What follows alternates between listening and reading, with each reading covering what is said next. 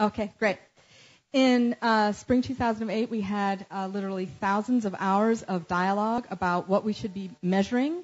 We wanted to be sure to have both leading and lagging indicators. For example, of course, we want to know that all our students are graduating from high school on time, but at the same time, we have a feeling that the number of ninth graders who who finish Algebra 1 in their first year is also an important indicator about whether they would reach that graduation on time. So we have a mixture of that. In 2008-09, we baselined many of these metrics, and we revealed them in the last year's Leaders Summit. And now we're in 2010. We have some metrics that are still to be baselined, but we have here today many, many. We're not going to present all of them. We don't want everyone to go to sleep, even though I'd be wide awake. I love it. Especially me. And so we have a number of two-year trends that we're going to show you today. But first we're going to go over some of the demographic trends because those are indeed very dramatic.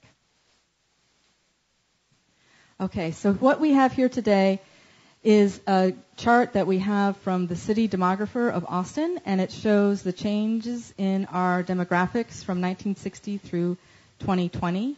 And we see that from 1960 onwards, the white population has decreased quite a bit, and by 2020 we're looking at the white and Hispanic populations to basically be on par. That's quite a dramatic change. Carol, what I see here, and I want to speak to the business community here, we talk in Austin a lot about an educated workforce is one of the strengths of Austin, Texas, as we attract major employers to locate here. As I look at this chart, it tells me that we have population demographic shifts that say that the educated workforce we're so proud of, we better address that among these populations now if we're going to continue to be the place of growth in the future. Today, we've got to get on top of these graduation rates for these students. Right. We have to make sure that no group of students here are underserved. So while this is a chart here showing the residents of Austin, we're now going to move on to show the demographic changes in our school districts because, believe me, the school districts are well aware of the big seismic shifts in our population. This is the map of the E3 region 10 years ago, and we see that it's color-coded for the levels of poverty, the number of low-income students. And we see that it's mostly about a green or a blue-green, which is basically 40% low income or below. If we then flip to a map of just last year, we're going to see dramatically that there's many more blue and dark blue districts. We now have 11 districts that are above 60% low income and 2 districts that are above 80% low income, and they do seem to follow that I-35 corridor.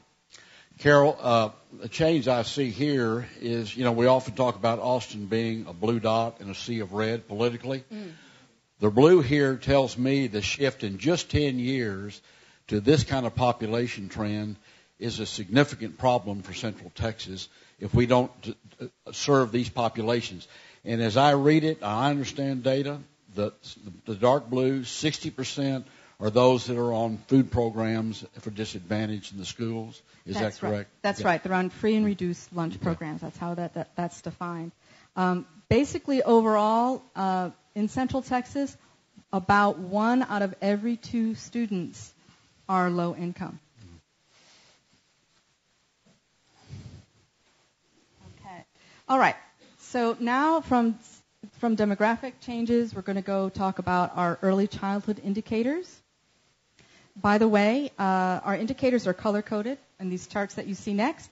The green shows the educational outcomes that are getting better. The yellow are the educational outcomes that are either staying the same or we can't quite detect a trend just yet, or it's premature to detect a trend. And for red, well, that's for the numbers that are showing a worsening situation for our students, or things that we find alarming. All the data that you will see here today is all Central Texas students. We've done a lot of work to make sure that it's just Central Texas students. All right. Okay, so this is our first set of indicators here. The very first bar that you see on the left-hand side, we see an increase of the early childhood education centers that are accredited in our area. and we see that the increase has gone from 32% to 39%. Carol, what role does the E3 Alliance play in the accreditation process for early education? Well, we don't directly, actually. It's Success by Six, one of our hardworking partners in the blueprint, that is involved in that. And actually, these numbers are from Success by Six, and we really thank them for being able to give this to us. As a former board chair, United Way, I saw David in here, David Balch and Debbie Burchett. Mm-hmm. Thank you, David and Debbie, for all the work United Way did in the early childhood programs. It made a huge difference. Success by Six. And with Sue Carpenter, too. Yes. Mm-hmm.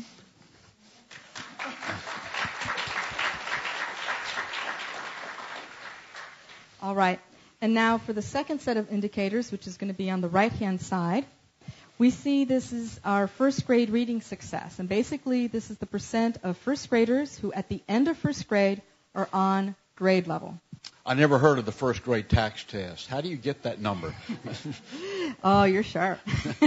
That's right. We do not have tax tests at the first grade, and we've been really struggling is how do we figure out what portion of our kiddos in the very early grades, how are they doing in reading? And so we get this data from the state. It's through the Accelerated Reading Instruction Program.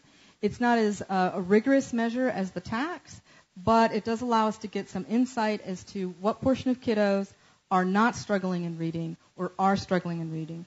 And so we see it's 10 percentage point increase. So things are getting better in the first grade. It appears so. Let me ask you something. Susan mentioned 3 times school ready. Why don't you have a data chart up there that says school ready, up, down, etc.? Well, school readiness is even harder to figure out. And so we've spent the last year defining school readiness, and we spent the last 6 months actually having some kindergarten teachers use the standard that was developed to decide whether the students were school ready or not. And that was quite a big effort through Hannah Gurgey and then Kathy Doggett at Region 13. And we're not ready to release that number yet. It's about sampling. Would anybody like me to go any further on that detail? No, please don't.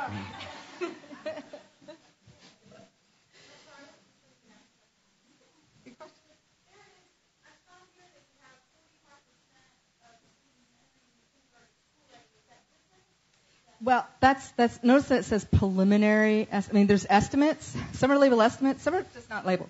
Then there's estimates. Then there's preliminary estimates. So that's really preliminary. So it's not really quite for prime time. Yeah, but it is the same. Oh, and you'll hear a lot more about school readiness, even though Susan's mentioned it 3 times. We're going to hear more about it from Claudia Santamaria from Austin AISD. All right. So now we're going to move on to our Goal 2 indicators, which is about eliminating the achievement gaps, and that has to do mostly with eliminating the achievement gaps by 8th grade. So everybody has an even start going into high school. And the first set of indicators that we're looking at actually is about what are some factors that would inhibit school success. And so the first set of numbers on the left-hand side is for student mobility. That is the measure of students who are changing schools or changing districts during the school year. And changing schools is a disruptive influence in terms of achievement gaps and falling further behind. Especially, I think, for middle schoolers, they're such social people that, to be moving from your buddies and so forth and having to deal with a whole new set of teachers, a whole new set of norms, it gets to be pretty They're messed difficult. up whether they move or not. Yeah, I got you. Let me ask you something. 2% is not a big number, but put that into number of students that we're actually We're looking at about 1,000 fewer students moved schools last year, and we take that to be a very good thing. Sign. Very good thing. Mm-hmm. Okay, and the second set of numbers, that is the percentage of academic placements. This means that the student has done something so egregious that they have to be removed from their school and placed into an alternative education center. It's something for like having drugs on campus or having a weapon or so forth. So even though it's very low, 3%, it's still, if you think about it, very, it's a lot. So someone like Tim Crowley who had disciplinary problems but still made it, that's this kind of disruption, that kind of stuff. I don't know Mr. Crowley, so I'm not going to speak. He knows what I'm talking about. Yeah, okay.